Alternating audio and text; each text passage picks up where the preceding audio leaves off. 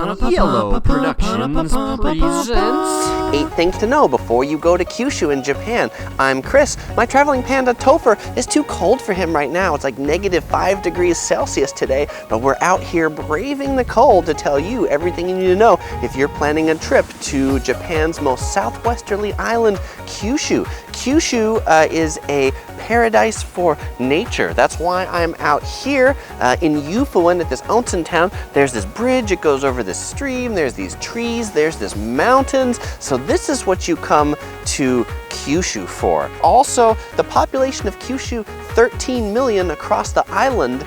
Fukuoka, kind of the biggest city, it can seem like a little Tokyo. Kyushu literally means 9 provinces, but there's only 7 left of them today, and it has an interesting location in that Kyushu is closer to Korea and China than it actually is to Tokyo, so you'll find lots of international visitors in Kyushu.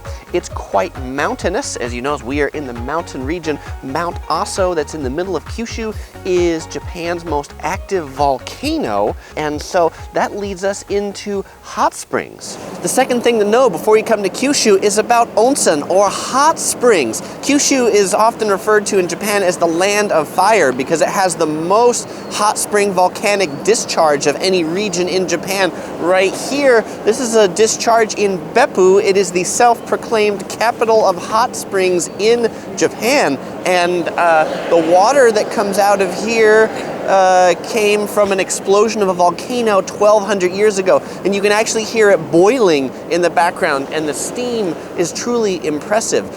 So if you're coming to Kyushu, make sure you check out the hot springs. If you just want to look at them, you can come to Beppu. There's like 7 of these different things that you can look at, but I'd suggest you check out a hot spring hotel. A couple of ones we've stayed in are in Kurokawa, Japan, and in Yufuin. They're more classic onsen towns, so maybe check out an onsen in one of those areas. I guarantee you'll enjoy it. If you want to know more about how to onsen, you can check out a link in the description below, or I've also got a video on my best onsen hotels that I've stayed at in Japan, and in Kyushu too. The third thing to know if you're coming to Kyushu is about getting to Kyushu. And if you're getting to Kyushu, chances are you'll be coming through Fukuoka. Fukuoka is the main transport hub. That's where most of the trains and planes come through. If you are coming from further than Tokyo, you should take a plane. Fukuoka also, like flying, is really inconvenient to get to a lot of the other airports. So Fukuoka is the place where most people fly. If you're coming from like Osaka or closer, take the bullet train into Fukuoka, and then you can take trains around. If you are trying to come from Tokyo, it takes 5 hours and 40 minutes by the bullet train. That's a long time. Your other option, you could take a ferry from Korea, from Busan, here to Kyushu. The fourth thing to know before you come to Kyushu is about transportation in Kyushu. It may seem really small on the map, but it's really quite big. The Shinkansen goes quickly from north to south, but east to west can be pretty slow. That's buses and limited trains. If you go Hakata to Kagoshima Bay, it's about an hour and a half north to south. If you're going to transfer here by rail, think about the Kyushu Rail Pass. It's like a JR pass just for the Kyushu area. Also, if you're driving, which we really recommend, that's what we did on our trip, check out the Kyushu Expressway Pass. It's like the JR Pass, unlimited driving on the Kyushu Expressways for a certain amount of days. Driving here is pretty easy, it's nice, the roads are wide, at least on the expressways. In the cities, they can be kind of small. And by the way, if you're here in the winter, then you might want snow tires or even snow chains if it's really snowy. The Toyota rental car will actually rent, and you can reserve those through the rental car company. The fifth thing to know about Kyushu is what time to go. I think the best time to go to Kyushu is in March or April, which is cherry blossom time. This is definitely not that time. This is January. It can snow in Kyushu, so you should know that, particularly if you're coming to the Mount Aso neighborhood or region. It can get quite cold in Kyushu. It is -5 degrees Celsius today, so be prepared for cold weather if you're coming in winter.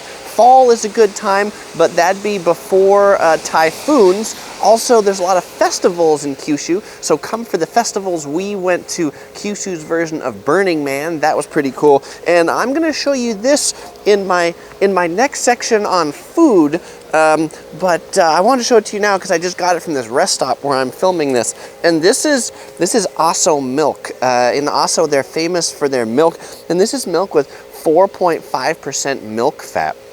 Milk sold in the US typically has 3.5, reduced fat has 2%, and so if you come, check out this milk. By the way, it's so cute in this container, and it comes with a little straw that you can poke in it to drink your milk. The sixth thing to know before you come to Kyushu is about the language. Chris, what do you mean the language? Don't they speak Japanese in Japan? Well, yes and no. The written language is the same, but the spoken language is different. They have their own dialect in Kyushu that is so incomprehensible to regular Japanese dialect speakers that the Japanese government actually used the Kyushu dialect as code in World War II so the Allies couldn't break their communications. So if you study Japanese in school and you're listening to the locals speak, you might not understand what they say.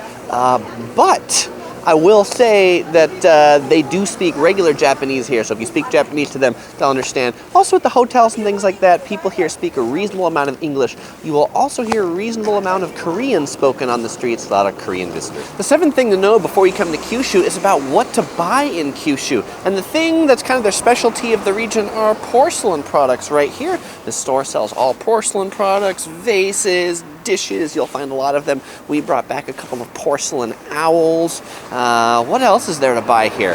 Well, there's a lot of international tourists, so there's a lot of like department stores in Fukuoka and the big cities, more so than you might think for a city of its size because of all the international Korean and Chinese visitors that come here. Kumamon is like the logo from Kumamoto. He's this bear, but you could buy his souvenirs. He is like everywhere throughout the region. And finally, food. Frankly, most shops that say souvenirs on it, what they sell in there is food. And if you look at what to buy in Kyushu, most guidebooks will just have a list of like 10 or 40 different food items. And so that leads us into number 8. It's about the food. And one of the things that's most famous here, I'm standing in front of this restaurant, it's beef. This restaurant has a sign in front of it that says, the reason to eat here is the local beef and the chicken. And you can say there's a cow and his name is Bungo beef. And I will say the beef here has been really good. So when you come to Kyushu, check out the local beef. They grade it. A4 is the best. Super delicious, melts in your mouth.